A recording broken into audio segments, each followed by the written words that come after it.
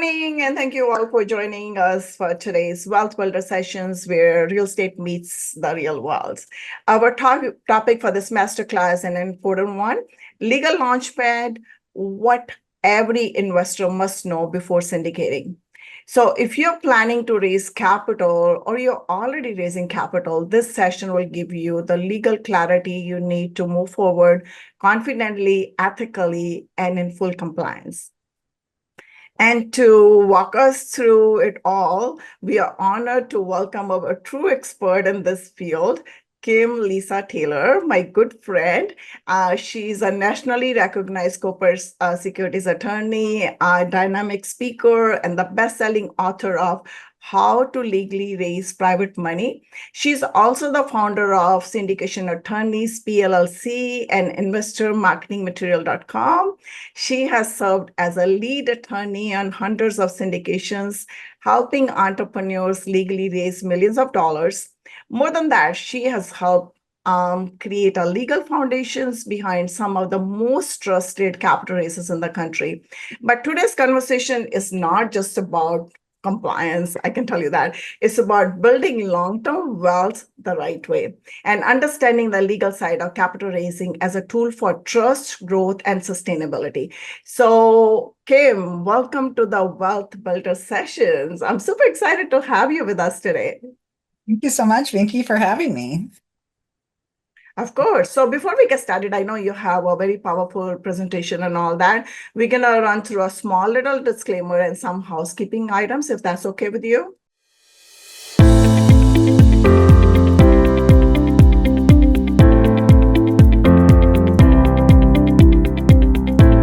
So this session is strictly for knowledge sharing purposes and should not be considered as a legal, accounting, or investment advice. This session does not represent an offer to sell or a solicitation of an offer to purchase an investment or security. So if you have any legal questions or investment questions, please reach out to the appropriate party, which could be your CPA, your attorneys. Exactly. Kim Lisa Taylor, reach out to her and she can help you with all those answers. So some housekeeping items before we dive in, just a quick housekeeping keeping notes here. Use the Q&A box if you have any questions throughout the presentation.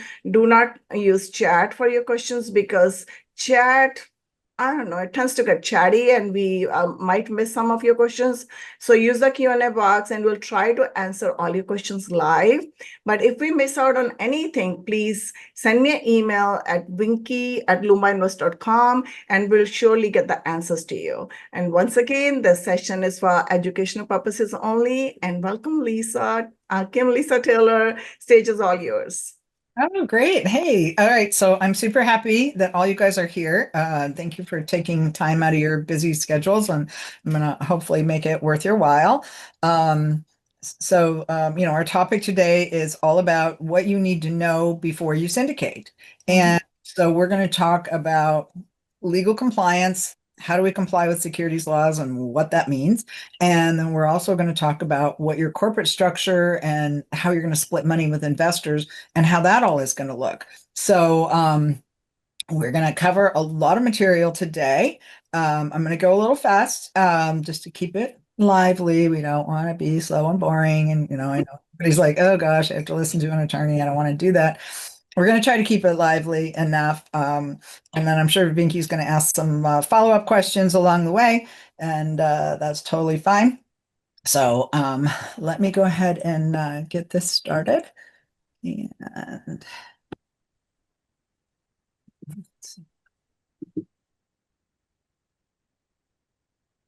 okay, I have to start it. You have the sharing session, right? Let me see. Yeah, there you go. Okay. Are you guys seeing the actual slide or are you seeing the presenter slide? Just seeing the presenter slide. Yeah, you're good. We're just this presentation itself. Okay. Right, the syndicationattorneys.com. That's the slide I'm seeing. Mhm. Perfect. All right. So let's get started. All right. So this is me. I'm Kim Lisa Taylor. I am a corporate securities attorney. So what that means is that we set up your corporate structure as well as help you with securities compliance. So we do both of those things so that you have everything you need to be able to go and legally raise private money. That's the subject of both of my books. If any of you want a free copy of our books, you can get a free digital copy at our website at syndicationattorneys.com. And then if you look for the free book tab, then you're going to get asked a very short question. And then we actually have three books.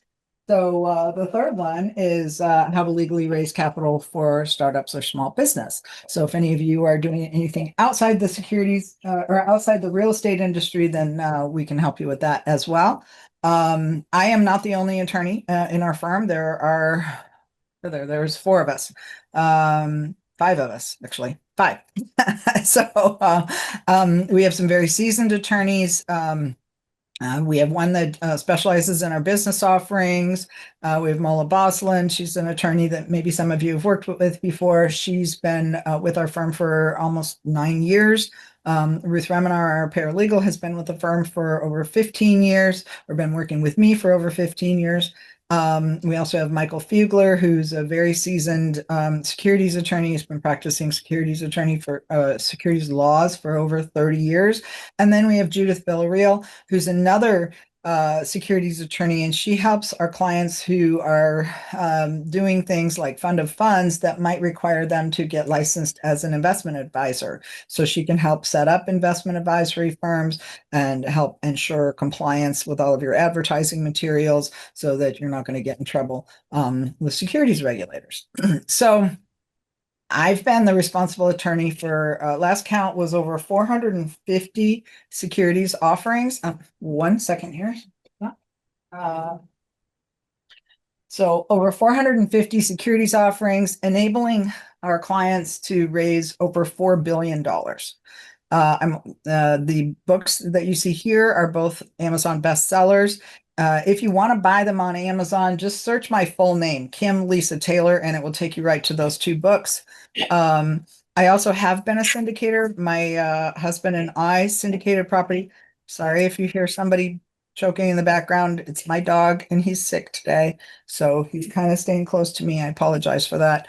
But anyway, and I'm also a real estate broker. So anyway, so securities compliance, let's talk about that first. What is a security?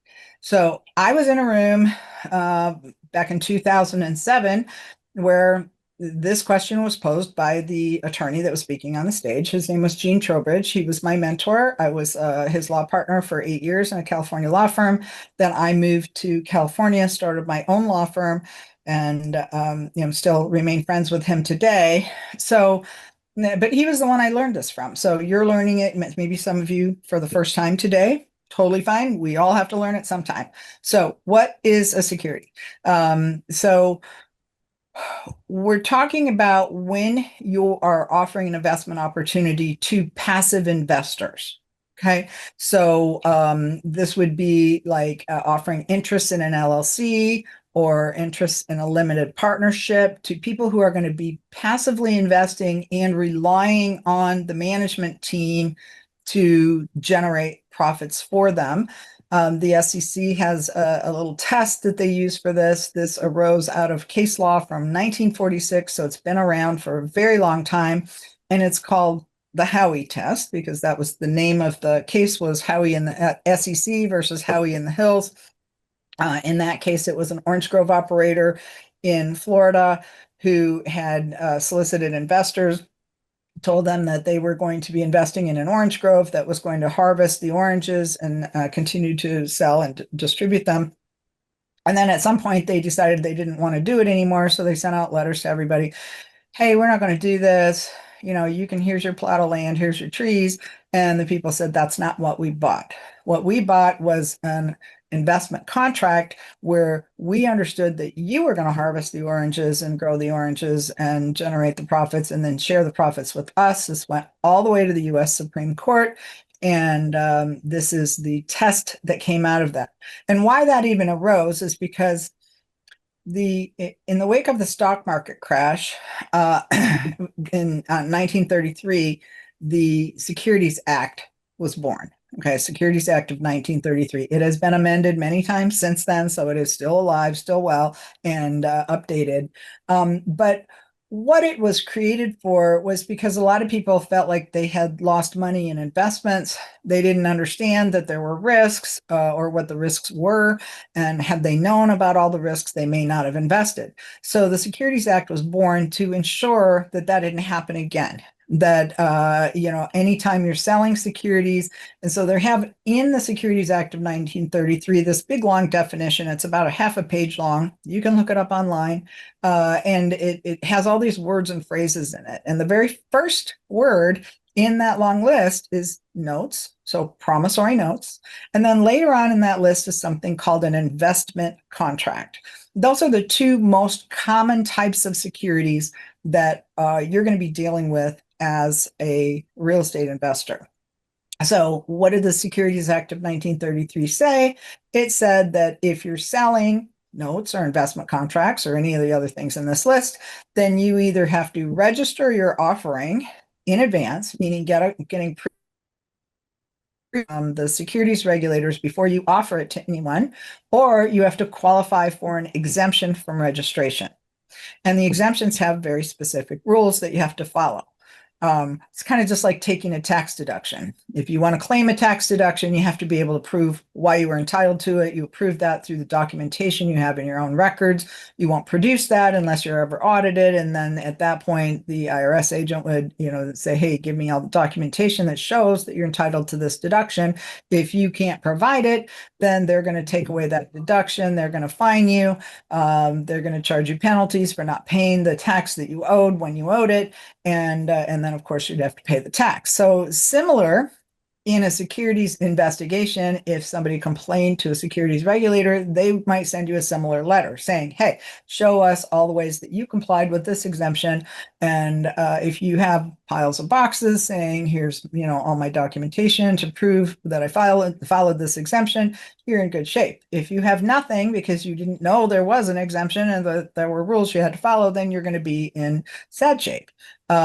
So it's on you. It's a self-executing exemption, just like a tax deduction. You have to be able to back it up with your documentation. And the other thing that the Securities Act of 1933 did is it said that you're not allowed to commit fraud, either by misrepresentation or omission of material facts, in connection with any type of securities offering. So let's go back to the last slide. So what is an investment contract?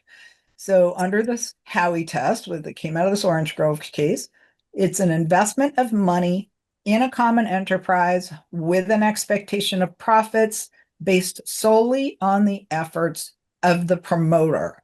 So if you're the person who's trying to raise the money, then you are the promoter. Your team, usually you're going to put together a team of 2 to 5 people.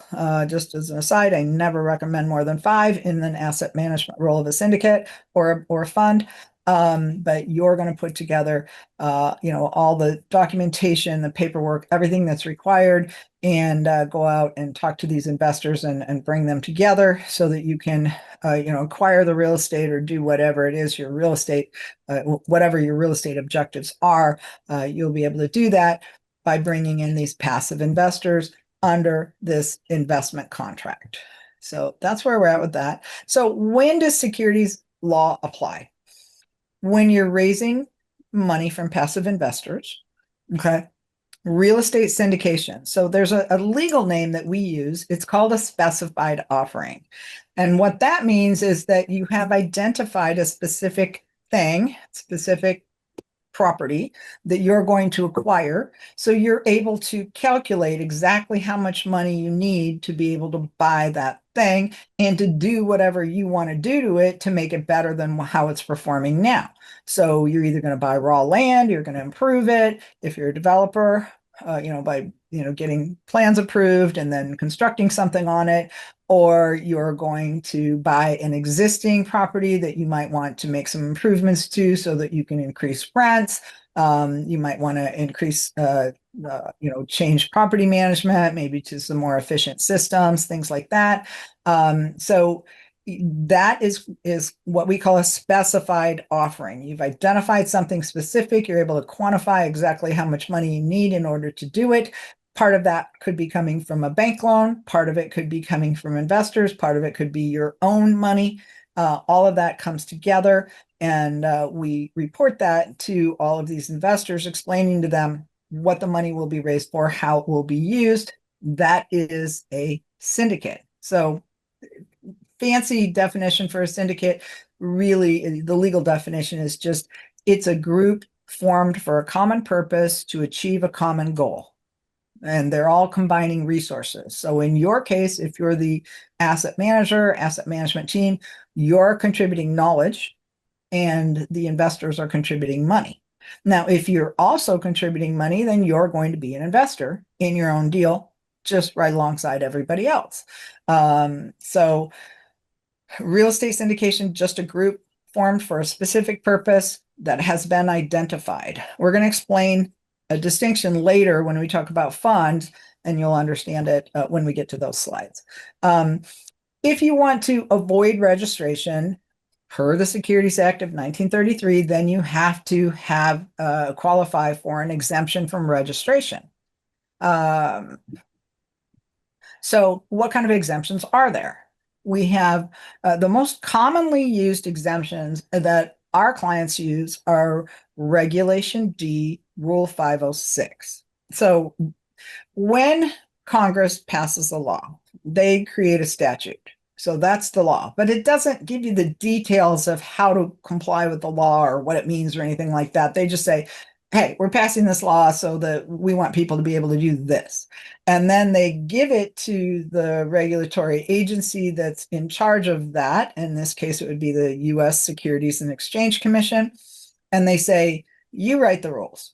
And so then they create regulations. So, and then under the regulations, there can be further rules. So it's really just kind of a hierarchy. We have the Securities Act of 1933. That's what Congress passed. Then we have the Regulation D that was written by the SEC. And then it was further broken down into these specific rules underneath Regulation D. So most of our clients are using Regulation D, Rule 506.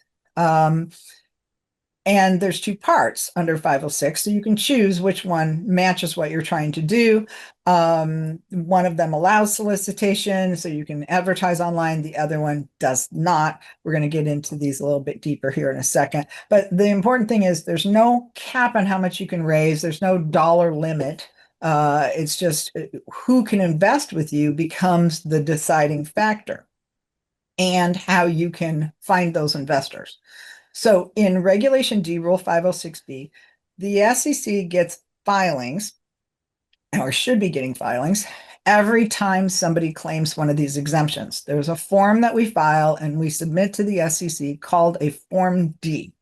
And it explains to the public who are the people, live human beings, and where do they live, that are associated with this offering. So if you're thinking, oh, I can do this all under my asset protection entity and I can hide behind that, you can't. The SEC requires you to reveal who the live people are, and you're obligated to put it on a public database that anybody in the world can search. So they will know that you are the person and your team are the people that are the responsible parties for this securities offering, in case somebody wants to complain about it or says that you're doing it wrong, or that you're stealing money or something like that. So Regulation D, so what I was starting to say is for Rule 506, there are about 25,000 Form Ds filed every year with the SEC claiming this Rule 506 exemption. And of that 25,000, 95% of them are Rule 506B offering. So you really want to pay attention to the rules for this specific exemption. The other 5% are Rule 506C, which we'll look at in a moment. So, under Regulation D, Rule 506, this came about in the 80s, okay? Up until the 1933 to 1980s, people are complaining saying there were no exemptions. We have to register every offering. Hey, we're talking to our buddies at the country club and they want to invest with us in this, apartment complex. What's the problem? And so the SEC relented and they said, okay, we'll create this rule. Kind of, it was considered the country club rule, where if you're not advertising to the public, you're only offering it to people that you know really well, and you know that they have the financial savvy to be able to lose the money and understand what you're doing and how, whether it's beneficial for them, then we'll let you do this under an exemption from registration. They created this Rule 506 for that purpose. So what they said, no general advertising or solicitation is allowed. So that means that you are doing this word of mouth to people you already know. You can have an unlimited number of accredited investors. So they did define what's an accredited investor, what's a non-accredited investor. Accredited are people who have over $1 million net worth, over $200,000 income if they're single, 300,000 if they're a cohabitating couple sharing the same address, uh, or if they're an entity that either has all accredited members or has over $5 million in assets and it's not formed for the specific purpose of investing with you. So consider it, I call this like the 1, 2, 3 rule. $1 million net worth, $200,000 income if single, 300,000 if married, and then you add the five, we're skipping number four, or $5 million in assets if it's an entity. So you don't have to count accredited investors for a Rule 506B offering. And you can have up to 35 non-accredited but sophisticated investors. So sophisticated means somebody who, by themselves or with the help of an investment advisor, has the ability to understand the merits and risks of the offering, and they can withstand the loss if a total loss were to occur. So really, in layman's terms, this is somebody more than just some savings and a job. They either have to have education, business, educational background, business background, or some knowledge from training, maybe going through somebody's, real estate training courses and things like that, so they can understand the legal documents that you're going to be providing to them. And I can tell you that it's a big package of legal documents. Every time somebody hires us, we're generating around 150 pages of legal documents that they're going to be presenting to their investors. And so your investors have to be savvy enough to be able to read and understand that and understand the risks of that investment and withstand those risks. So not accredited, but sophisticated, somebody more than just savings and a job. They could have heavy stock market investing experience. They could have a business or a finance degree. They could have own their own businesses. Maybe they've owned their own investment real estate before, or they've been through, Vinky's capital raising training program, or they've been, through somebody's training program, so they understand the deal. So the way to prove that you didn't advertise is to be able to demonstrate that you had a pre-existing substantive relationship before you started making offers to these people. And so the SEC says pre-existing means that you knew them before the deal was current or contemplated. So current means documents in hand, and you're actually raising capital. Okay, so you got the legal documents done, you're out there, you're talking to people, you're having people send money to the bank account. That's a current offering. A contemplated offering is when you've, in my opinion, when you've done sufficient due diligence on a deal that you know you're going to do the deal. Okay, so it might not be the exact point at which you get the deal under contract, because you're going to have a few week period of time where you're making a go or no go decision. I would say that if you do it correctly and you do the right things, our clients, our statistics show that our clients who have a signed purchase agreement, someone has physically visited the site and they've reviewed the financials, that those clients who do that all early on are 85% likely to close on their deals. If they don't close, it's because something that was, hidden was discovered later, or, something just went catastrophically wrong that they couldn't have avoided, or they didn't have a database of pre-existing relationships and substantive relationships with investors that they could ask to invest with them. So that does happen. So your job is, as you're out looking for deals, it's also you're out cultivating relationships with these investors so that you have these pre-existing relationships before you have deals. What does substantive mean? Substantive means, per the SEC, that you have had a suitability conversation with that person. Okay, could be on the phone, could be on Zoom, could be in person, but somebody live, a live human being, not AI, not just electronic exchange of forms. Some live human has had a conversation with that investor and asked them, "Are you accredited?" They, give them the definition. They're going to say yes or no. If they say, well, no, then say, do you meet this definition of sophisticated? They're going to say, yeah, yes, I do. Okay, can you tell me how you feel like you meet that? And then let them elaborate. You take notes. You don't coach them. You let them tell you. It's very subjective. So you decide. If it's somebody like, hey, I've never invested in anything before, I don't know how to do that. Well, send them to somebody's training program and then let them come back and invest with you later, or send them to your own training program and educate them yourselves. But it has to be a well-documented, provable training program that not just they, but other people have done as well. So substantive, you've determined their suitability. Are they accredited? Are they sophisticated? Are they interested in being in a deal where you're going to be holding on to their money for 5 to 7 years? What other kinds of things have they invested in before? And, would it be a catastrophic event for them if something went wrong and they lost the money? You need to have that conversation and document. So not only do you need to have the conversation, you need to have a record keeping system to prove what was asked, what their answers were, and what your determination was. Are they suitable? Are they accredited? Are they non-accredited but sophisticated? You're going to characterize them as such. Your database initially could be an Excel spreadsheet.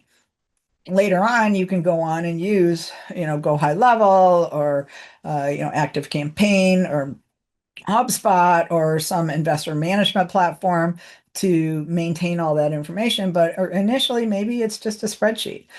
Your goal, okay, so back to the SEC for a moment.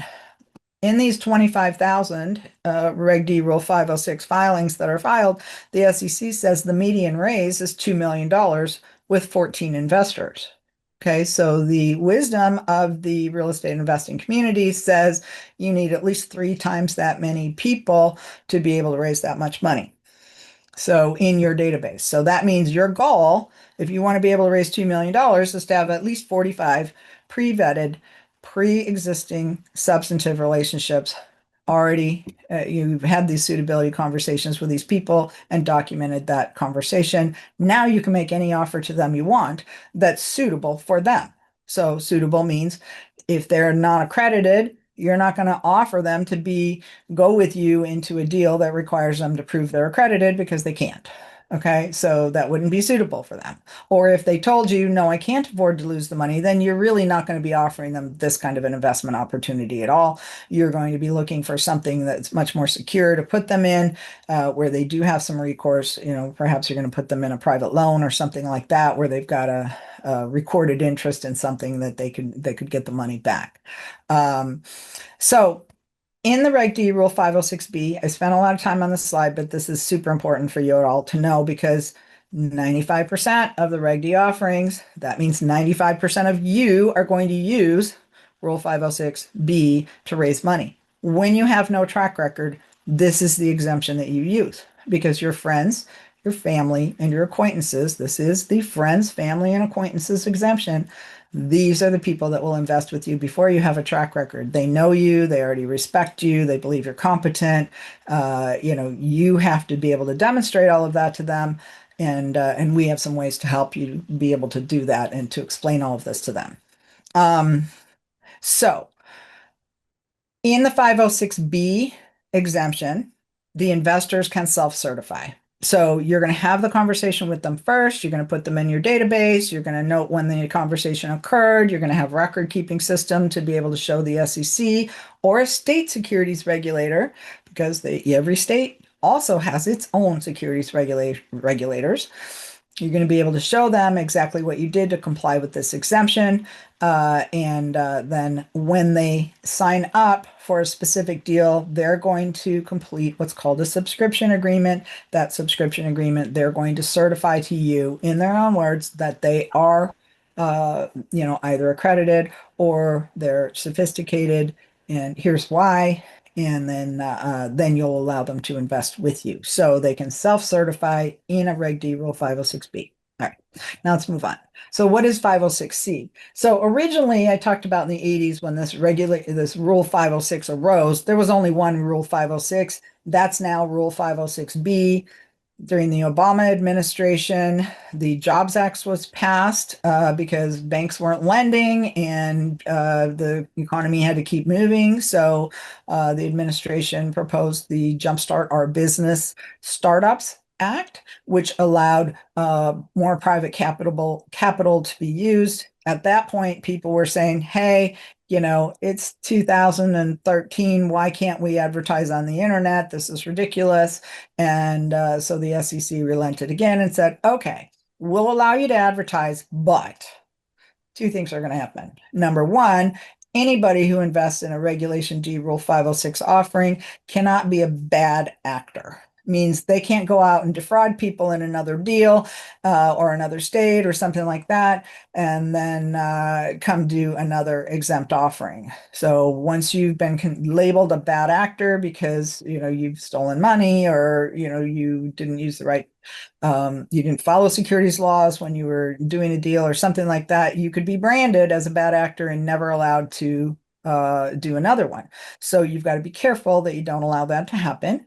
And that means you can't either participate in management, nor can you own 20% or more of the voting class of any voting class in a company. So you'd always have to be less than that 20% and not participate in management if you were labeled a bad actor. So that applies to all 506 offerings. But the other thing they said is, okay, we'll break out this new Reg D Rule 506C that allows you to publicly advertise, but only verified accredited investors are allowed. So they have to go through a verification process. They can do that through their own CPA, their own attorney, their own investment advisor, someone with a license, or they can go to a third party who will write that letter for them. They would produce either their financials or their income statements to prove that they meet one of those accredited investor standards.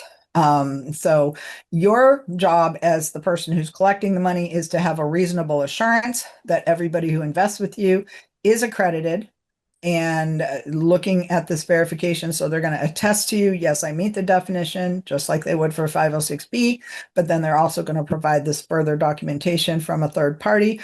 Or if you're a CPA, you're a mortgage broker or something like that, you know how to look at people's financial statements, you know how to look at their income statements, you can verify them yourself by looking at their documentation. So that's why it says you can go to a third party or you can look at their documentation yourself. I prefer the third party because you don't want to house their information. Now you're responsible for keeping it secure. It's likely to have sensitive information in it. So you've got to be cautious about how you store that so that it doesn't get hacked and leaked so that people can steal their identity. All right. So key roles in your structure. There's an asset manager. And I'm going to show you the structure in a minute. We're going to go into some different structures, but you're going to have an asset management team. Usually it's a big job for one person to find deals and find investors. So most of our clients who do this successfully either have paid staff or they have partners. So you're going to handle the asset management team is going to handle the day-to-day operations and the operating plan for that property. And then you're also going to have, we like to structure deals that have two classes of members.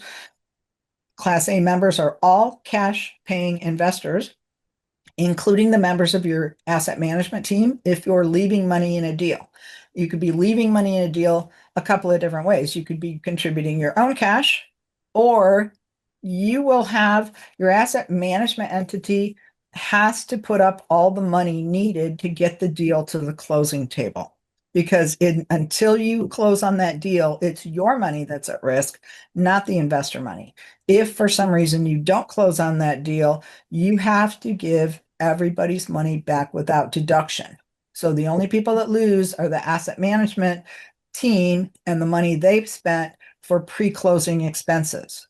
Pre-closing expenses will include the deposit on the property to get it under contract, the legal fees for us to do the legal work. We have to complete the legal work before you can raise a dime. So our job has to be done before you close on the property, well before you close on the property, so that you have the time to raise the money. You're also going to need a capital improvement budget if you're buying a value add property. If you're buying raw land, then you're going to want enough to be able to buy the land and get the entitlement. So that's all the permitting and zoning changes or whatever you might need in order to be able to build something that you want to build on that property. Once you get it to that stage where it's a permitted, entitled land, you can either sell it because you've generated equity in the property just by getting it entitled. It's now worth more than what you paid or invested in it. And so you could sell it at that point to a builder, or you could get a construction loan and build it yourself. So that's your options there. With your value add, you're going to implement your value add strategy. So whatever capital improvements you want to make, you want to improve the interiors, improve the exterior of the property, make it look more attractive, bring in a higher quality level tenant, raise the rents, those kinds of things, then that's going to be your operating plan. You're going to use your capital improvement budget for that. You also need some operating capital and reserves. And then you want to be able to reimburse yourself for all your pre-closing expenses. So you're going to have to add that to the amount of money that you're going to raise. Is, hey, we had to put up, $60,000 to get this deal to the closing table. And if we raise enough money from investors, then we'll raise enough to pay ourselves an acquisition fee and to reimburse ourselves for our pre-closing expenses. The Class B members are the same people usually who are in the asset management entity. So they're the same people, but Class A and Class B splits profits. The asset manager earns fees. We like to keep them separate. So what does securities compliance mean? You have to have proper documentation. For a Regulation D Rule 506B offering that allows non-accredited investors, if you have even one non-accredited investor, you are required to provide a private placement memorandum, and the content of that is prescribed by the SEC. They want to see specific things in that. They even go so far as saying, this is the page that will follow, this is what's on the cover page, this is what's going to follow the cover page. And, so that it's not exact template that we use, but it's like, you will provide this information, this information, this information. And it's information about the deal, information about the asset management team, all of that they need to know. So proper documentation. So typical securities offering package is going to include a private placement memorandum. That's going to be a document that's going to describe all the risks of the investment, how it's structured, what are the objectives of the investment, what do you plan to do to it, and then it's going to have a bunch of attachments. So one of the attachments is going to be the operating agreement if you've created an LLC, or the limited partnership agreement if you're using a limited partnership. I will tell you that 95% of people use LLCs, not limited partnerships. They use LLCs. So you'll have an operating agreement that describes how you're going to run the company. So it talks about the rights and duties of the asset manager and the members, Class A and Class B, and how cash distributions will be made, and also what fees are going to be paid to the manager, and then how decisions will be made throughout the life of the project. You're also going to be taking on fiduciary responsibilities. When you do a securities offering, you qualify for one of these exemptions by following the rules of that exemption. You are taking on fiduciary responsibilities, which means you put your investors' interests ahead of your own.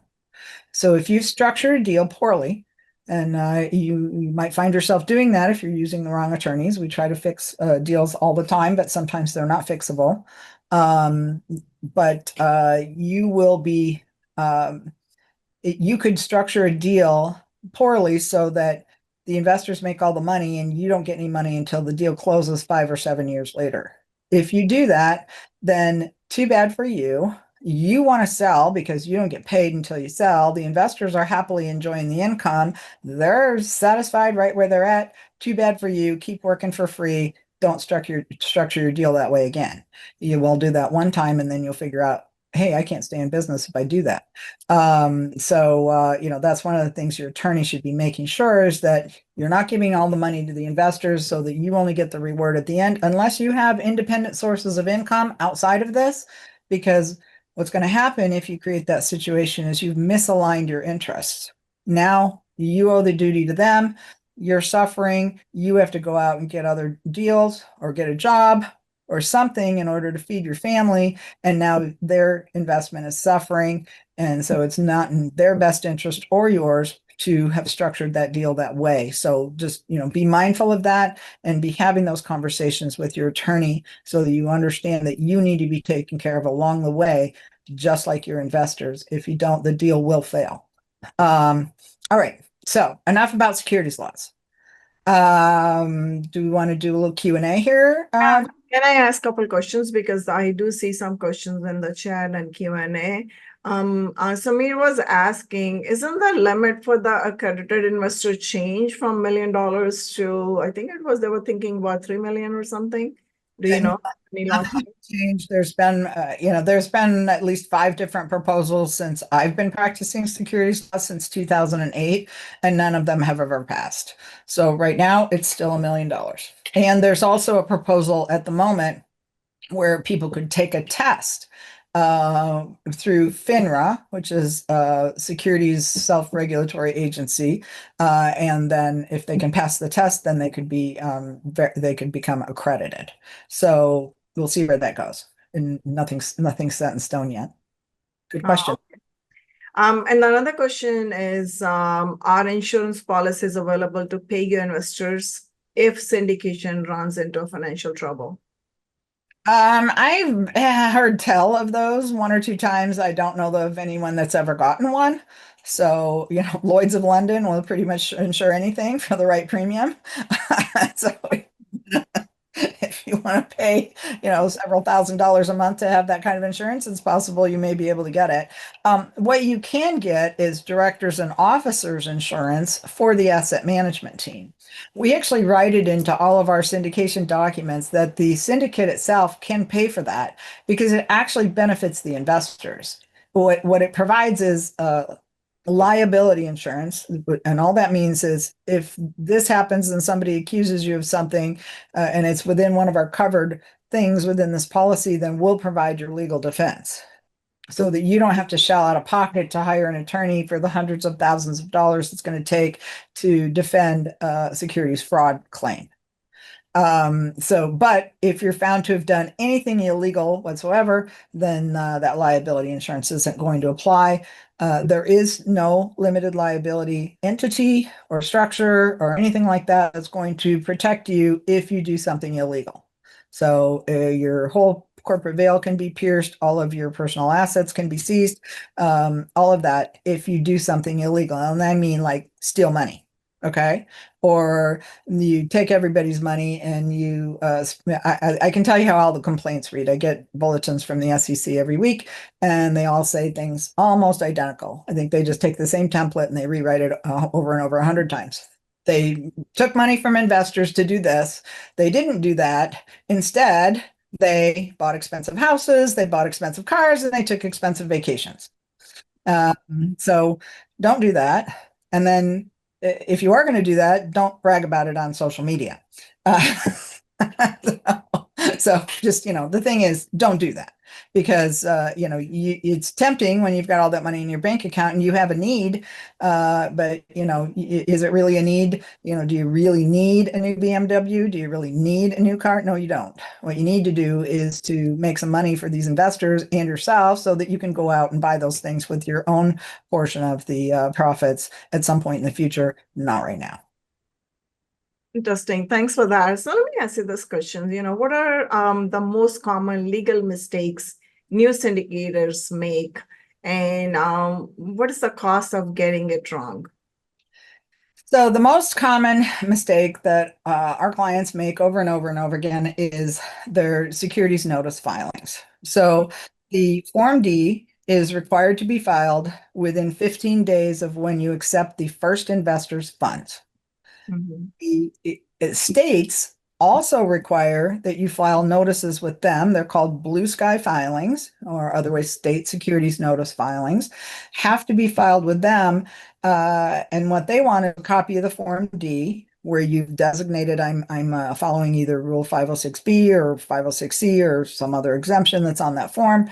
And then because the reason everybody wants to do 506 is it supersedes all the individual state laws so that you only have to follow one set of rules. You file your Form D with the SEC, claim the exemption, you have the documentation to back it up, and you then file a copy of that form with the states where your investors are from.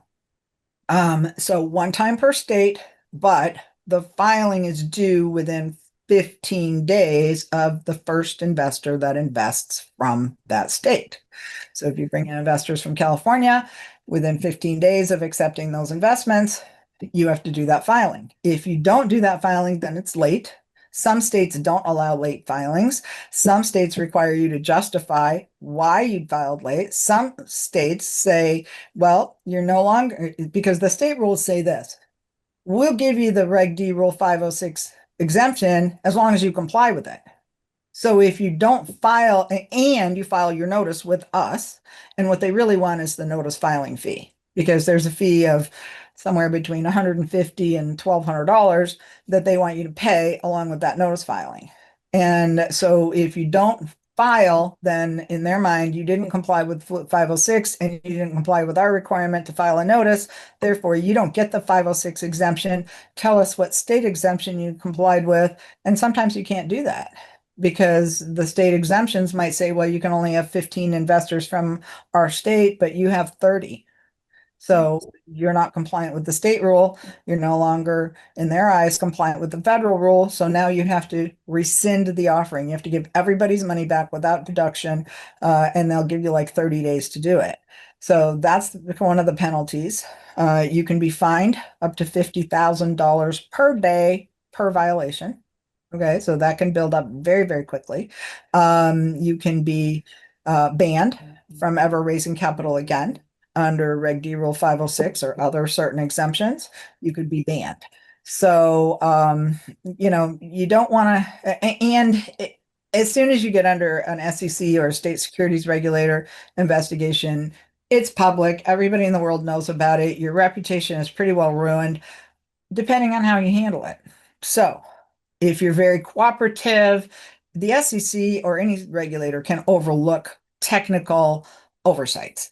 Okay, as long as you tried to do the right thing. It's the people that get a letter from the regulators and they have nothing to show. They can't show, they don't have any paperwork, they don't have any documentation, they didn't know there was an exemption. Well, what do you mean I can't raise money this way? I just used a promissory to do that, all of those things. So, when that happens, that's when you're in trouble. If you have the documentation to show that you really complied, but maybe you kind of missed on this one thing, then they can overlook that, or they might, slap you on the wrist and say, okay, $5,000 fine. We won't label you a bad actor. Don't do it again. So you always want to, if you ever get a letter from a securities regulator, first thing you need to do is call the securities attorney. Do not handle this by yourself. They're going to be asking you for piles of paperwork. There's a very specific way we want to answer. We want to make sure we're answering only the questions that are asked, not giving more information than was needed. And we want to make sure that we're giving them as much possible information as we can on how you tried diligently to comply with the law. And when we've had to do that for clients in the past, we've been able to make those complaints go away. The clients that have actually tried to comply. Sometimes people, either just ignore the law.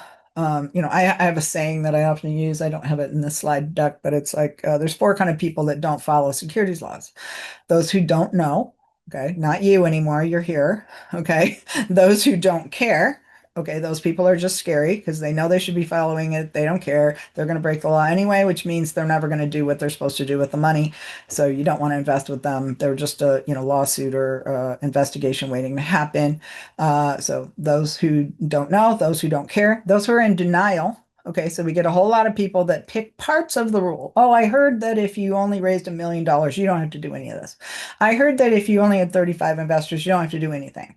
I heard that blah, blah, blah. So it's always something that's just part of the rule.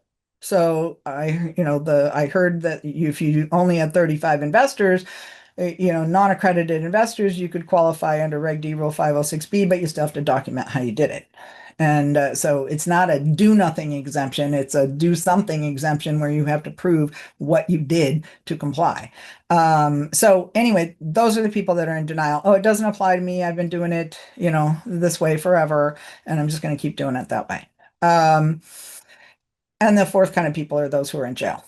So those are the people that actually took money, didn't use it for the purpose it was intended, stole it, misappropriated it, and went off and did things. I know some people. I've had encounters with people who are, there's one guy I know that's currently in federal prison, and he probably stole about $15 million from investors before he was stopped.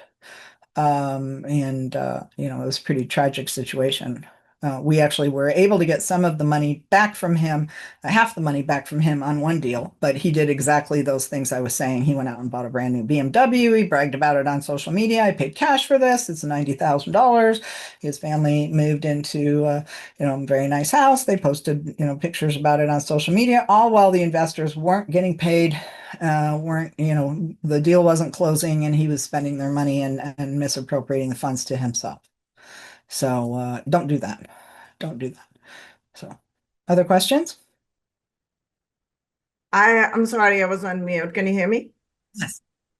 Okay, so what I was going to ask you, you said earlier, hire a syndication attorney. So what is the best time to hire the attorney, or when should we hire the attorney? And how should we prepare ourselves? What kind of questions, when we go to the attorney? Because obviously, people have their own stories and they wanted to rewrite their stories in the law. They say, okay, this is how it's going to work, like you mentioned. So if you can guide us through that, that'll be awesome. Yeah. So what I say is three things before you hire us for a syndicate. Have a signed purchase agreement, review the financials, and send somebody from your team to physically to visit the site. Because in our experience, both my husband and I, when we were syndicating, and also the experience of our clients, those that do those three things are 85% likely to close. So at that point, you're going to hire us and you're going to have to pay us some money in order to do your work. Typical syndication is going to be around $15,000, and you're probably going to have a few $1,000s in filing fees on top of that for forming your entities and for filing those securities notices. The bigger the raise, the bigger your filing fees, because you'll be raising from people in more states. But our fees somewhere around 15, but that's going to get you a whole lot of stuff. Okay, not just the syndication docs. It's going to get you the PPM, the operating agreement for the company with investors, the subscription agreement. It's going to get you the asset management operating agreement. Plus, you get invited into our circle community, which is our clients only. We had 30 people on our Wednesday call yesterday. And we do them every single week. They last for 90 minutes where we talk about all this exact same kind of stuff. You can ask any questions you have. We can review marketing materials. I teach sometimes, we do, just kind of like dissect all this stuff and just help you guys. The whole point is to help you get confident so that when you're out there, you're not doing things wrong, you're not saying the wrong things, you know how to qualify people, you know how to establish substantive relationships, and you're buttoned up. And you've got us, you've got us as your resource if something, somebody asks you a question you don't know the answer to. So we do our weekly masterminds, but we also have some templates, investor marketing plan template. We have standard operating procedures that I wrote, that we give to asset management entities to adopt as their own policies on how you'll raise money legally. So, you might be here listening to this presentation, you get it, but now you go team with somebody else. They weren't here. They might not know. So you give them those SOPs and they have to agree, okay, we will only do it this way. And if we deviate, it's our head on the line. So we give you that. We give you non-disclosure agreements. If you're going to co-GP with people, you're going to put together an asset management team where people are going to be bringing in their separate groups of investors into a deal. You want to make sure that they're not harvesting your investors, you're not harvesting theirs. You can have non-disclosure, non-circumvent agreements. We've got a template for that. But there's a whole lot of different perks that go along with that as well. And people can sign up for the mastermind only initially if they do not have a deal under contract or they are actively looking for a deal. So can you tell us how somebody can join the mastermind program to prepare themselves for this journey? I would call it the real estate syndicator journey. So if you can tell us about that as well. Absolutely. Let me show you that.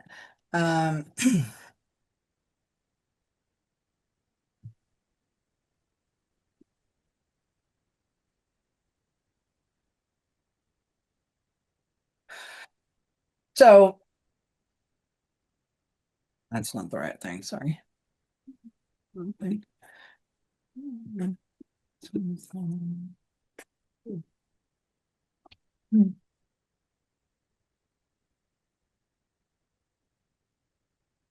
Just a moment.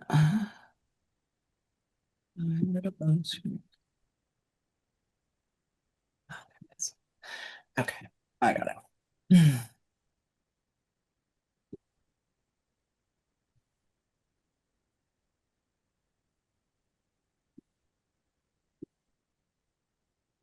So this is our program. So we call it our pre-syndication program, our capital raiser starter program that helps you become a real estate syndication expert. If you could easily raise all the money you wanted to invest in real estate, would it be a game changer for you? So just think about it for a minute. Imagine a world where deals are easy to find and investors are waiting in line. Doesn't that sound good? You know me already. So here's how we've been able to help other people achieve their goals. Your problem is you're afraid you can't raise the money when you need it. You're not sure how to approach investors legally and effectively. You feel overwhelmed with legal and regulatory requirements. I know we've covered a lot, and we really haven't even covered the deal structures yet today. So that's the other part of what you need to know. So the secret to raising unlimited capital is number one, understanding securities laws, building those relationships before you make offers. And then the third part is how do you structure your deals with investors? What is that corporate structure? How do you split the money fairly? How do you do that? How do you explain it to people? That's critically important. And I know that was a huge mystery for me. When I sat in that room and learned what's a security, I also was like, I have no idea how to split money with investors. That's something I've got to learn. Uh, so the solution is, get comfortable with securities laws. In our weekly setting, you can hear things over and over again. It starts to sink in. You're like, okay, I get it. You start explaining it to other people. That's how you really know that you know it. And then you just do it. It's like learning how to drive. First day of driver's training was scary.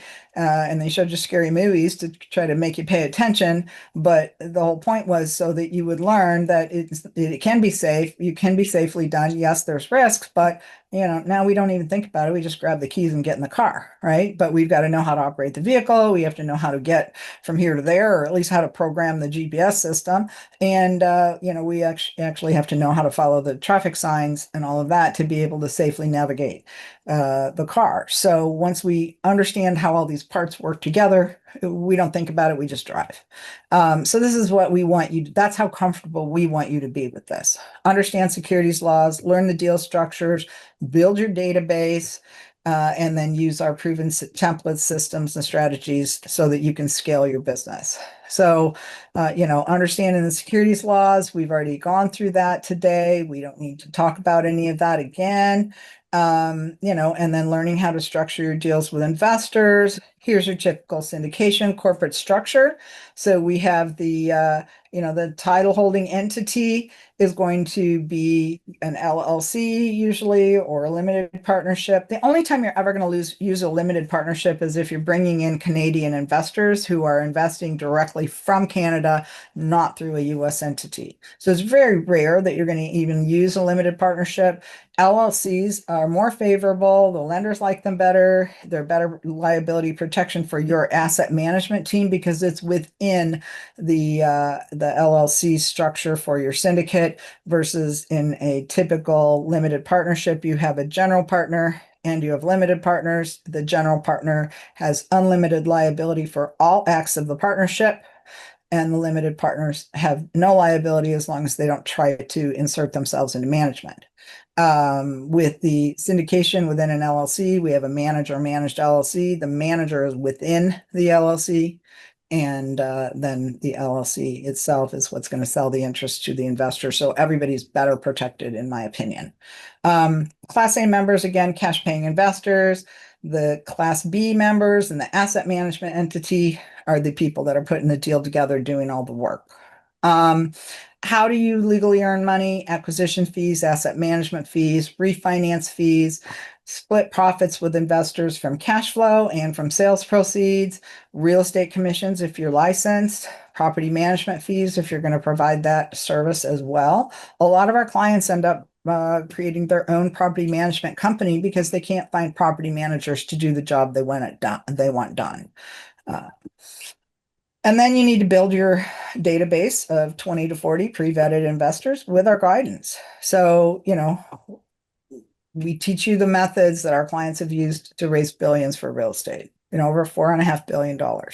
And then use our proven template systems and strategies in order to scale. So Bill Brancucci is a real long-term client. He's, I don't even know when he started with us. He's been on our podcast a couple of times. I would encourage you to listen to our podcast. It's called Raise Capital Legally. And look specifically for the podcast that I did with Bill Brancucci, the later one, because in that one, he talked to us about how they scaled their business from $3 million deals to $30 million deals in 6 years. And I asked him, how many investors do you have? And he said approximately 300 accredited investors. So now when I've seen these guys, raise $5 to $10 million in a week with that many investors. So, he says, I would definitely recommend to anyone thinking about going into syndication who is already in it to think about working with syndication attorneys. They have a knowledge of the legal aspects and business aspects, and that is so useful to anyone new. As to where to begin, I would begin with syndication attorneys. Vinny Chopra, also a long-term client. Vinny worked with me on over 26 syndicated securities offerings for multifamily projects. And so he says, very useful, no fluff knowledge. Kim Lisa Taylor explains in simple language all the concepts of syndicating a deal and doing it right. She and her team members are true professionals. She's prepared over 26 BPM and docs offerings for me and my companies. Highly recommend her services. Thank you, Kim. I asked Vinny, I've also interviewed Vinny on our podcast. Listen to that one too. Vinny's raised a lot of many dollars, probably in the billions. He syndicated these 26 multifamily properties over an 8-year time span.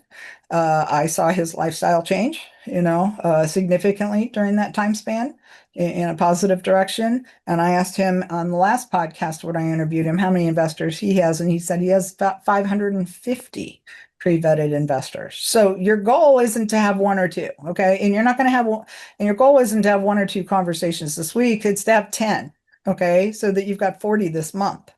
And, some people are going to say no, or not now, or I'm not interested, or, so you just put them in your newsletter. Hey, if you'd still like to get information from us, we'd like to tell you, we're going to teach you all these tools.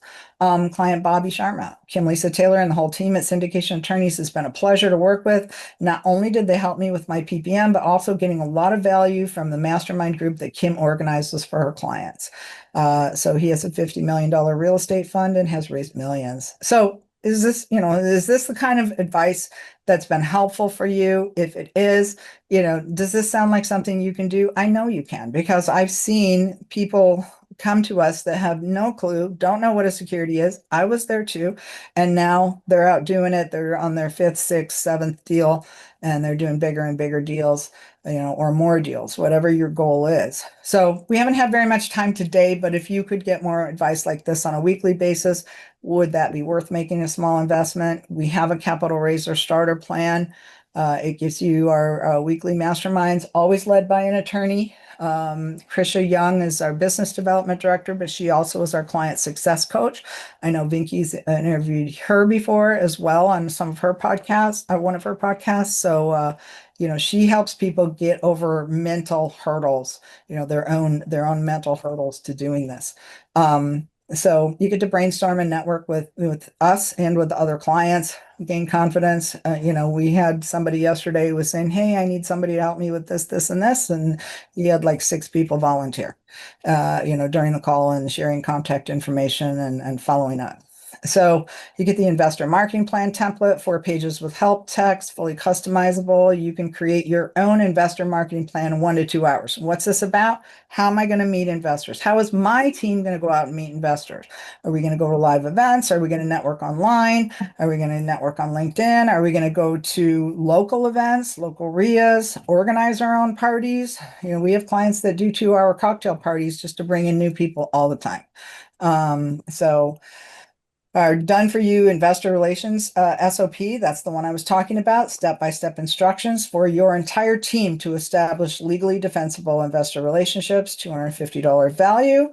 1-hour strategy call with Krisha, our capital raising success coach. She's going to help you build that investor marketing plan and overcome those mental obstacles.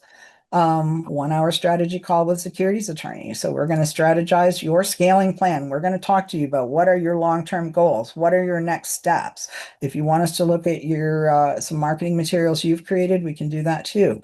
But we are going to give you, and this I think is the absolute best thing.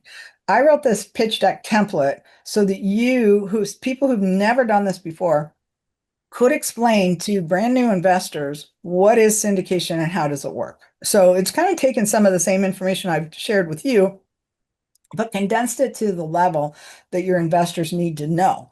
So that all you have to do is, it's just a template with a plain background. You can add in your own team biographies, your background, your logo, and you can explain syndication to potential investors so that you can have that substantive relationship. You can have that suitability conversation, get that substantive relationship, and now you're able to offer them the deals that they're suitable for. So here's just an example of the pitch deck. Just the template has a plain, boring background. You're going to fix that, do it yourself. It's just a PowerPoint. I've written all the words in for you, but we're going to talk about your objective, benefits of real estate investing, target assets. What are you looking for? What is syndication? How it works? How is investor cash spent? What is your investment strategy? What kind of, acquisition criteria does the property have to have before you would buy it? What kind of due diligence you're going to do to protect their investment? Who is eligible to invest? Are you doing 506B or 506C offerings? What kind of offering materials they can expect to see, and then how they should review them, how to understand them. What are the next steps if they want to go along with you? And then what are you going to do post-closing to keep them informed about how their investment is doing, and to let them know if there's issues at the property or what's going on, are your objectives being met? And then you're going to introduce your team. You're going to have your headshots, your biographies, your titles. We're going to give you the appropriate disclaimers, and then you're going to to put your contact info. So if any of you can imagine how easy that might make it to have this conversation with a prospective investor who's never heard of syndication before, this is a perfect program for you. So we also would give you 15% discount. That's what we give as our returning client discount to everybody. So if you come to us and you already done a deal, you buy this and you want to come as a returning client, you're going to get that discount. So total value is over 58, almost $5,800, but we can offer it to you for $995. If you want more, if you don't want to have to customize that pitch deck yourself, we do have an accelerator plan. It gives you the weekly masterminds, the marketing template, the done for you SOP, but you get 2 hours strategy sessions with the client success coach and with the attorney. We will also customize that pitch deck for you. And then we're also going to give you a customized brochure that you can use to, just give to someone to take home. They can share with their other decision makers if they're not there at a meeting with you in person. So, it's kind of, here's an example of what some of our pitch decks look like. Just to show you, we have some very talented graphic designers on staff. They've been doing this with us for a long time. Here's an example of the brochure. It's 11 by 17, folded in half. This is the front and back cover. This is the inside. It's going to be folded in half. You get the 15% discount. And that, if you want it, it's $29. I actually think that we have it on sale right now for $24.95. So I'll honor that price if you guys want to do that. But either one of those is a really great way for you to get introduced to syndication, get comfortable with this, get networking with our clients. A whole lot of people, other clients are in the same boat you are. They either, have deals, need money, have money, need deals. And, it's a great place for you guys to network and get to know each other and then get all your questions answered. So, if you want to do that, then Vinky, I think you have the link for that. Yeah, I did put the link in the chat, and the link that we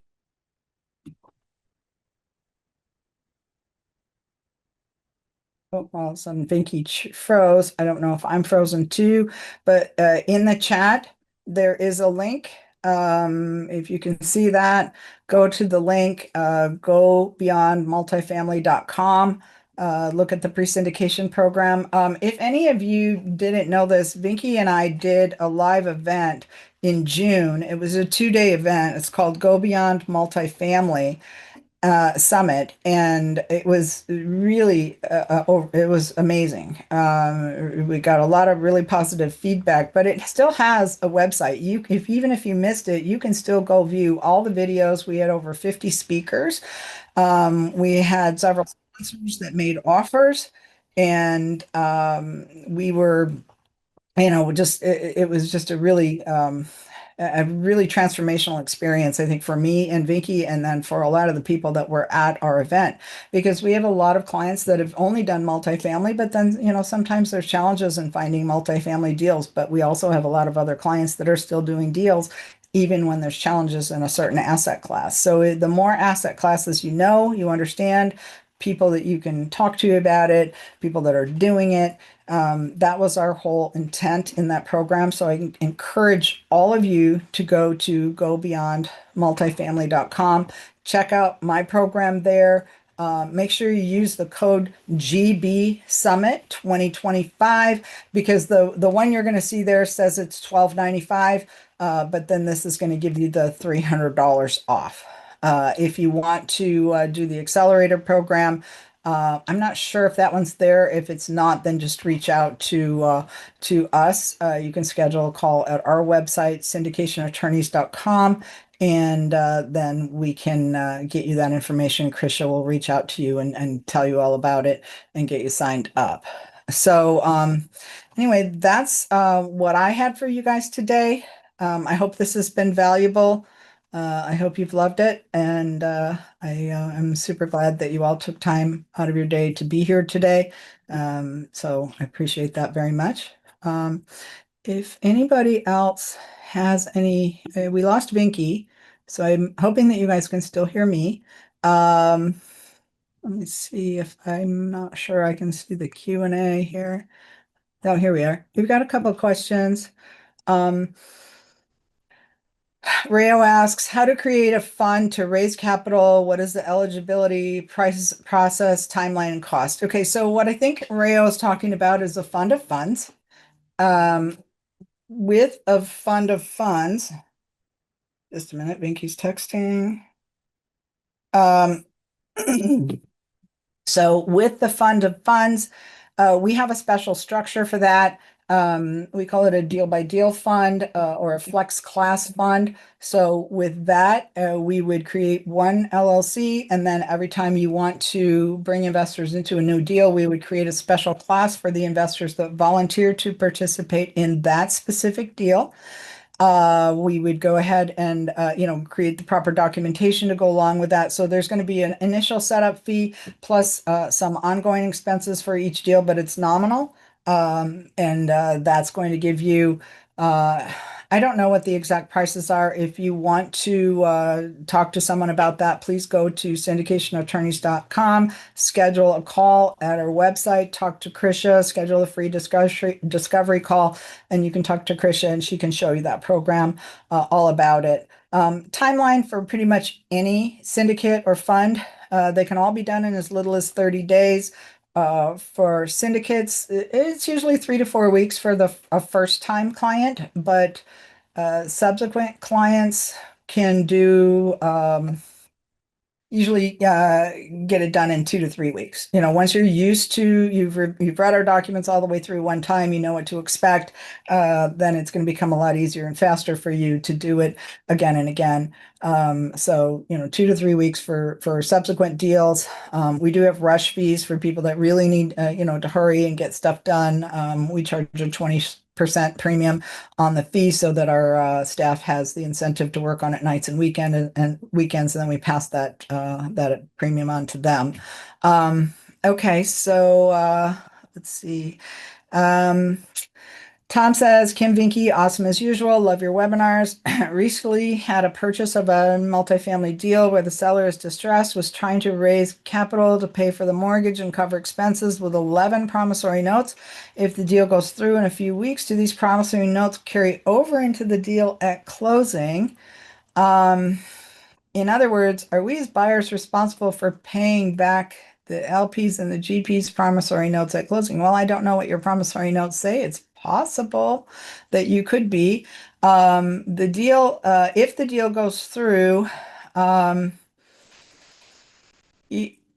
yeah, I would have to know more about that, Tom, and probably have to see the documents to be able to give you a true answer.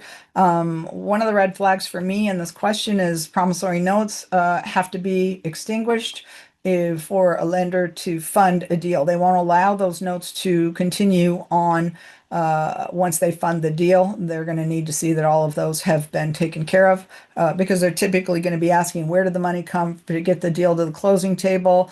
And they're going to be asking for documentation for that. And if the person that's trying to do this deal produces 11 promissory notes, then the lender won't do the deal unless those notes are extinguished probably prior to closing or at least at the closing. So you're going to have to make sure that you're not left in a precarious position. The reason for that is that lenders, ever since Dodd-Frank, won't allow subordinate debt. So you can't have promissory notes. They usually will just say, no, we're not going to fund the deal if you have promissory notes. So this is why people syndicate and put people into their LLCs, because they will allow that, because the way that we've structured these deals, if you go back to that structure I showed you with the asset management team, they're the ones that are going to be vetted for the loan. And the people that are guaranteeing the loan, even non-recourse loans, require people with net worth equal to or greater amount. So if even with non-recourse loan, you've got to have those loan guarantors. They're going to have to be within your asset management team. The lender's going to be looking at their financials. They're going to be looking at the other members of the management team. They won't be looking at any of your investors as long as they don't own over a certain percentage of the deal, right? So let's say for Fannie Mae, they can't own over 20% of the company that is buying the property. For Freddie Mac, it's 25%, and for commercial loans, I've seen it as low as 10%. So you're going to have to maybe restrict your investors to first, you want to find out what those threshold numbers are from the lender. And then you want to let the investors know, hey, if you buy over this amount or own over this amount of the company, you will have to be underwritten on the loan. Most of them won't want to do that, so they'll want to stay below that threshold. So anyway, just happy to talk to you about that. That's kind of stuff we could talk about during one of our 1 hour strategy calls or something like that. If you want to do our pre-syndication program, just an FYI, my hourly rates are $7.95 an hour. So I have another attorney that's $4.50 an hour. Mola Bosland. So if you go to our website, syndicationattorneys.com, and you do schedule a consultation, you'll see free discovery call. That's a call with Chris Shaw to talk about what you're doing, what it would cost for us to help. If you want to have a paid strategy session or a paid consult, then you can pick one of us to do that with, depending whether you're doing real estate. You can either pick me or you can pick Mola. Mola's very knowledgeable as well. I've got one more question. I really do want to answer this for Bob. He says, if you post a deal on a portal like Cashflow Portal, do you have to have the syndication already set up to register their interest? Yes, absolutely. So this is something that people get mixed up, and I want to make sure that you guys are crystal clear on it. This is like we are creating a Reese's peanut butter cup. Okay, it does not exist without chocolate and peanut butter. You have to have both. Okay, so you have to comply with securities laws. And so that's the chocolate. And then you got to have the corporate structure. That's the peanut butter. You have to have both. They don't substitute one for the other. The corporate structure is the contractual agreement you're going to have with your investors. That's all. It could be a promissory note, could be LLC interest. Those are the most typical for real estate. And then you also have to comply with the securities law as far as who you can ask for the money, who's qualified to invest in your deal, and what kind of documentation you have to do.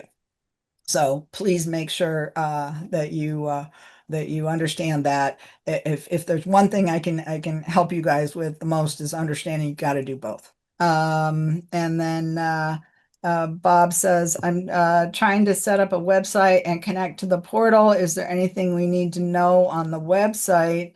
Well, yes. Anytime you do a website, you should be having that reviewed by a securities attorney, because you're going to have the appropriate disclaimers. And you want to make sure that you're not using the prohibited AdWords, right? So there's a whole list of things that you're not allowed to do in securities offerings, such as you cannot offer guarantees. You cannot make any promissory statements.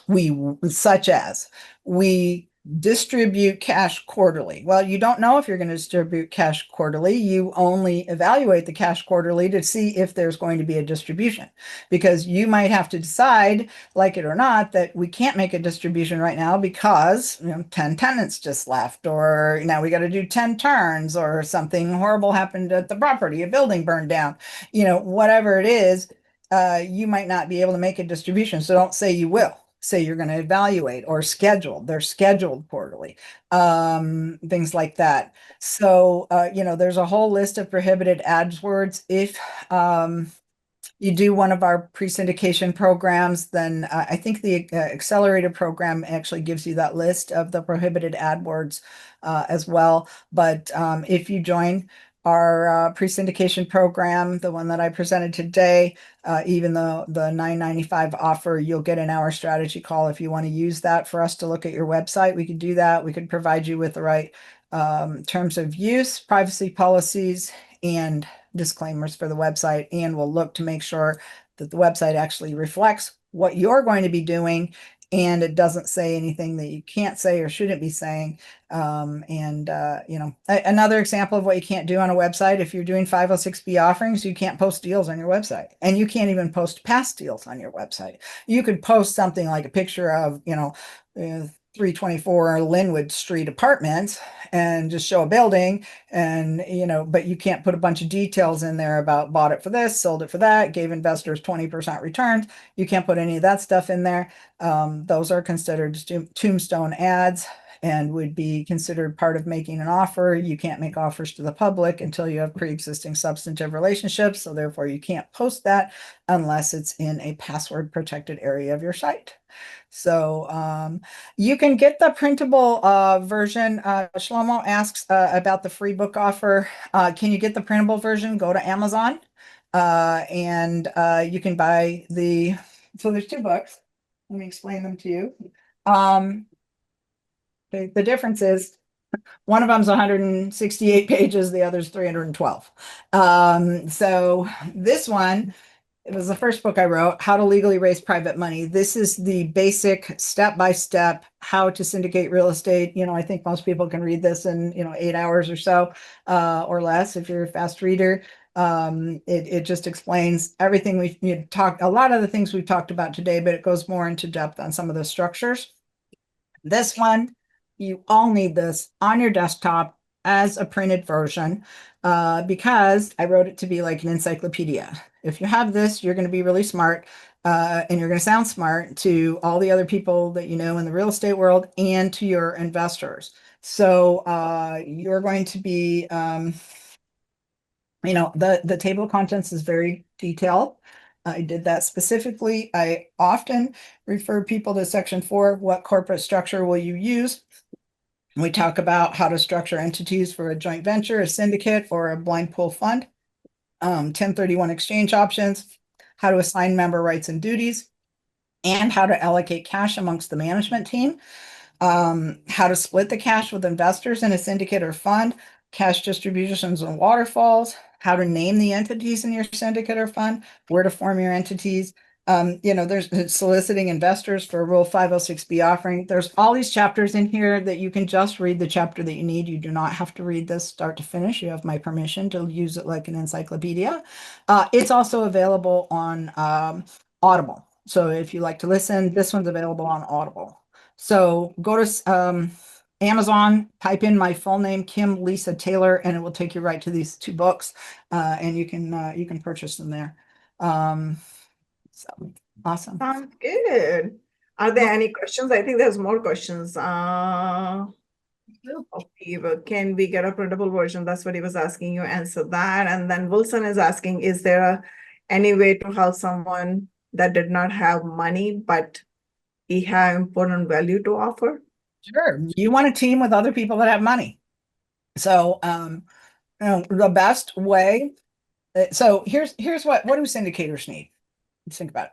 They need deals, they need money, they need detail people, people who are going to go talk to brokers, people who are going to be overseeing the property management and making sure that things are getting done, people that are going to be communicating with investors, coordinating investor meetings, creating maybe a newsletter, things like that. So there's about 15 different jobs that need to be done in a syndicate. So if you think about this, and underwriting, they need people that know how to do underwriting, because a lot of people aren't very good at that or don't like math, so whatever skills you have to offer, that's part of why we created our own circle community, was because we wanted our clients who needed those skills and people that had those skills to be able to, get to know each other and share in those teams. So we actually have in our circle community a haves and wants section where you could put, hey, here's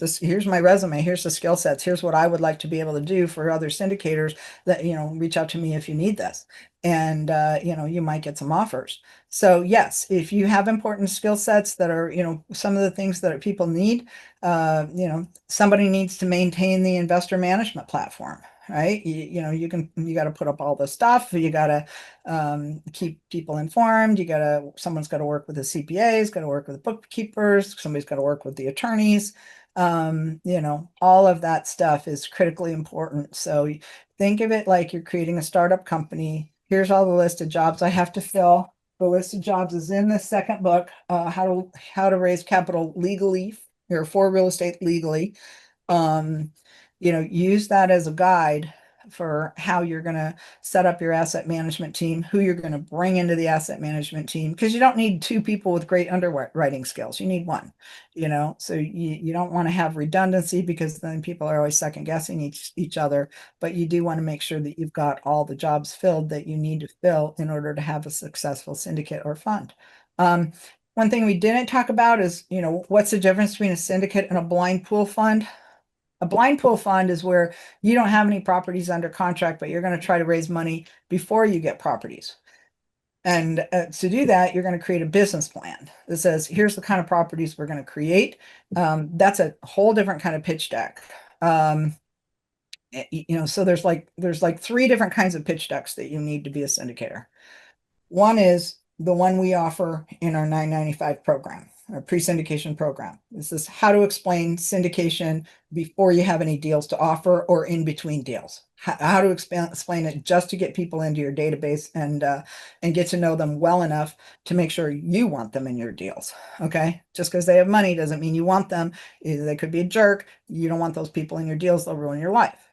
So the other type of pitch deck you need is when you have a deal. Now you're going to present the pitch deck. That's what we've been talking about in our mastermind the last few weeks is, how do you use this one? What's the next one you need? When you have a deal, what is it? What are you buying? Where is it? How many units is it? How many 2 bedrooms, 1 bedrooms? What are you going to do to it to make it better? How much money do you need for capital improvements? How much are you going to get from a loan? How much do you need to raise from investors? What are all the other expenses needed to acquire the property? How long do you plan to own it? How are you going to split the money with investors after you have it? And what happens when you sell? What's the proposed exit strategy? You might put in some rental comps there. You might put in some sales comps there so that people can see that you've really looked at the whole market to see what's going on in that market and that you understand it. The third type of pitch deck you need is if you're going to do an investments, do a blind pool fund. And that would be the business plan for your fund. So with that one, we would create a written business plan first, but then we would also extract information from that, create a pitch deck that you could share with investors in a live presentation or a video. And then people who are interested could ask to see the business plan. You would send that to them. We call that an investment summary. Just explaining the details of how you're going to operate that fund. So lots of parts associated with all this. I mean, I know when I first started in this field as an attorney, it took me a couple of years before I was comfortable talking to investors like or talking to potential clients like I'm talking to you now. So I don't expect you to know it overnight, but you can get comfortable with it coming to our weekly masterminds. We have people that have been coming, as often as they can for a couple of years, and I've seen their confidence grow. We'll also make you practice your elevator pitch. Get comfortable. Somebody asks you, "What do you do?" You have an answer that sounds natural, organic, doesn't deter them, or have so much detail that their eyes glaze over. Nobody wants that. So I don't know. Vicky, Yeah. while you talked about the Go Beyond Multifamily Conference, I talked about, what we did there, and I invited everybody to go there and to check out our great sponsors. Those sponsor links are still live. If you want to, anybody, you don't have to buy anything to view all the sponsors and the great stuff that they offered, and they made some really great special deals just for our attendees at that Go Beyond event. So I believe that most of those, if not all of them, are still available to you, including ours. And then if you want to watch all the other great panels that we had, I think, what is it? It's like $97 for like 2 whole days. Or in about the two, yeah, it's about 60 speakers, right? Yeah, And two. It's huge. I mean, we had panels on multifamily, vineyards, marinas, luxury retail. Help me think of some of the other things, Pinky, that we had. Uh, Self storage, hotels. yeah, the hotel. Vinny was on the hotel panel, and that was a really great session. That was like our very last one. Nobody wanted to leave, right? That's true. And also the senior living, I think on BTR, you name it, we try to cover everything. And I also wanted to plug in here that Kim and me, we're writing a book actually on Beyond Multifamily, and that's going to be out soon as well. So keep your ears and eyes open for those notification or alerts coming your way as well. So our goal is to bring all the knowledge to our network so that we can work together. If you choose to work with us as a team, we love that. If you wanted to work with somebody else, that's okay too. But our goal is to bring the knowledge to you, make our community educated community so that they can make the right decisions out there. So I already put the link out there for gobeyondmultifamily.com. You can go check out our offers. Those offers are still available. And also if you wanted to purchase the recordings are still available. And also the pre-syndication program that Kim just talked about. That's a great mastermind program. We encourage you to join to learn about all the legalities and how to do everything safely when you're just trying to raise, capital, maybe $500 that you wanted to get started, but you wanted to do it right away. It's not like that you wanted to lose your sleep over $500 because you're gonna be peaceful, aligned, and that's what I say all the time. You have to be aligned when whatever you wanted to do in your life. So if you're not aligned, if there's a misalignment, thing does not work out. So alignment is the must, and that's the reason we always say education and knowledge is the key to get there. And Kim, do you have anything else? Because we are way over 90 minutes. We are 100 minutes, and we still have huge audience sitting here. They love you, whatever you're sharing.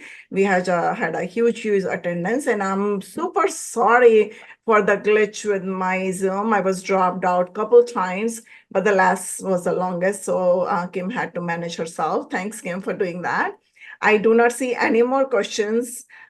Kim, do you have anything that you wanted to say? We'd love to have y'all as clients. We have a very supportive team. They've worked with our firm for a very long time. So we know what we're doing. We know how to help you, and we know how to help you succeed, not just for this deal, but for every deal. Exactly. Thank you so much, Kim, for sharing your wisdom, your experience, and most importantly, your practical legal guidance, I would say, all the nitty-gritty things that you have nailed today. Awesome.